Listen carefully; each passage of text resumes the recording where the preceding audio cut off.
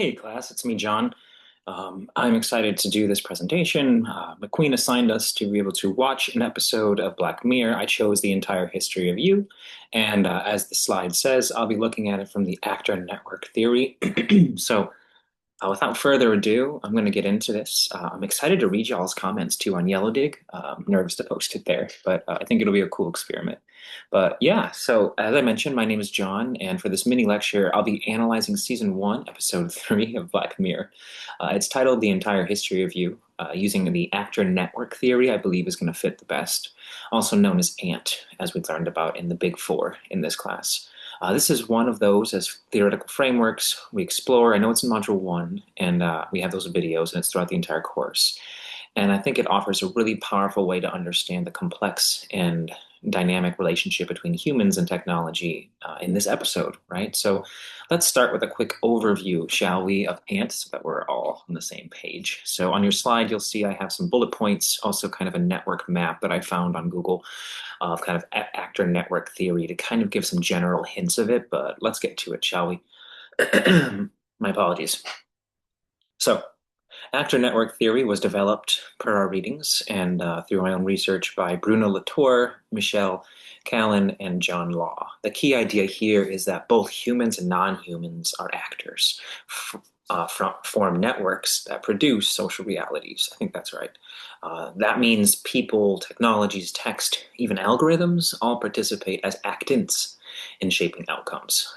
Ant doesn't assume that technology is good or bad or that humans are always in charge. Instead, interestingly, it looks at the associations and relationships among actors, how they influence each other, negotiate power, and produce effects together. In this theory, agency is distributed, not centered in one place.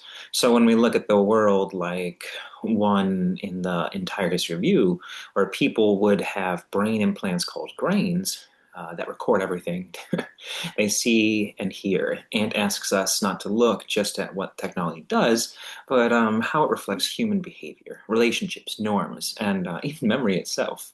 The grain isn't just passive recording device, right? It becomes an actor in the network that reshapes what it means to remember, to trust, and to relate people.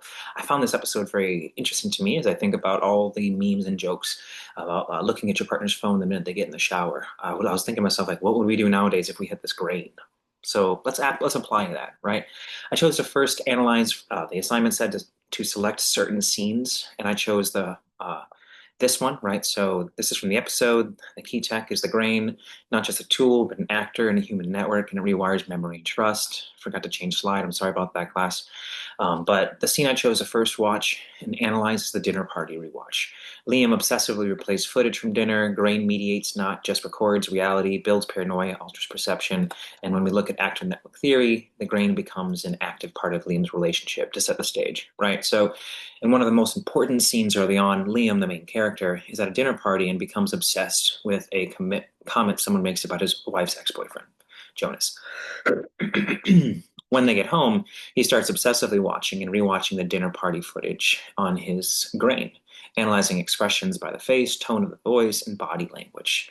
This is where Ant starts to really show its teeth, right? The grain here is not neutral, as we've been learning by Langdon Weiner. It becomes an actor in the relationship, forming a feedback loop that fuels Liam's jealousy and paranoia. Ant would say that the grain mediates rather than transmits. It doesn't just play back reality, it reframes it. Every replay that alters Liam's perception of what's happening, strengthening the effective network of suspicion between his wife, Fifion, and the device itself. This illustrates Latour's point that objects have agency. The grain doesn't force Liam to watch, but its presence and affordances like zoom, pause, and repeat change how he behaves. The network between Liam, the grain, and his partner becomes increasingly unstable, and the grain is right in the middle of that collapse. So I thought that was a really cool scene to kind of see how it plays with paranoia. The next scene I chose to analyze is the airport scene, right? So scene two that I wanted to, it starts off the episode. At the start of the episode, Liam is going through airport security and is asked to play back his most recent memory for inspection. What this tells us is that the grain is not just a part of our personal networks, it's embedded in our institutional structures. So it's made its way through the institutions like airports, government surveillance, and perhaps even law enforcement, I would suppose, right? We have the security here. AMP helps See how a personal device becomes a node in a larger network of control.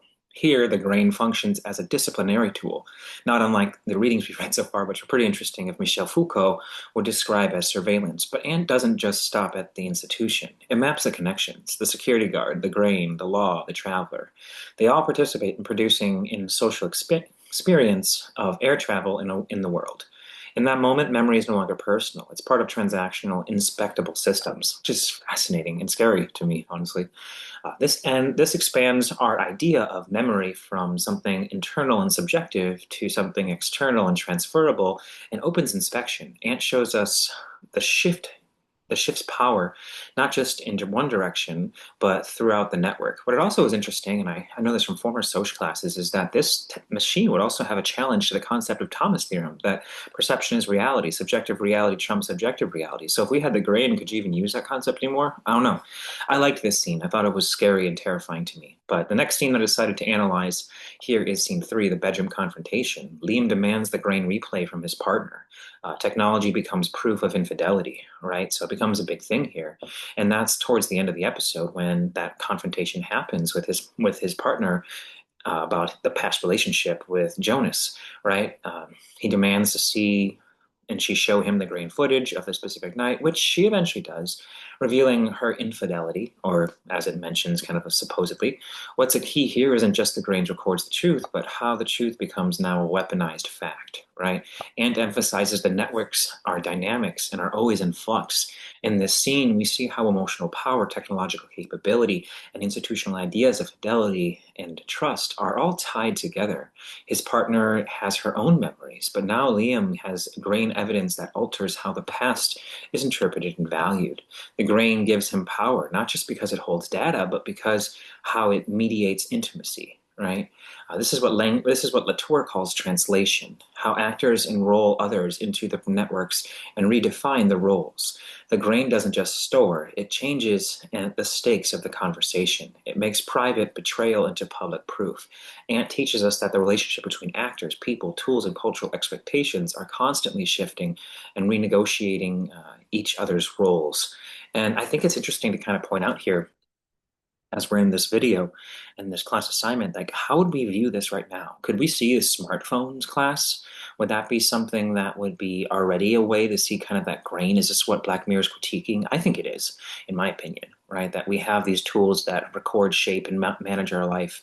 And, what's the meme about people who then put their partner's asleep finger on it to access it? And what do we hope to find? And how will that impact it? But what if we had through the POV eye lens? Is that too terrifying? How would we view that? How far are we from that in today's society? It's interesting to me. And I wanted to kind of also point to the highlights of what this episode kind of told me in totality, right? So, what does this all mean for us, the viewers? Well, when we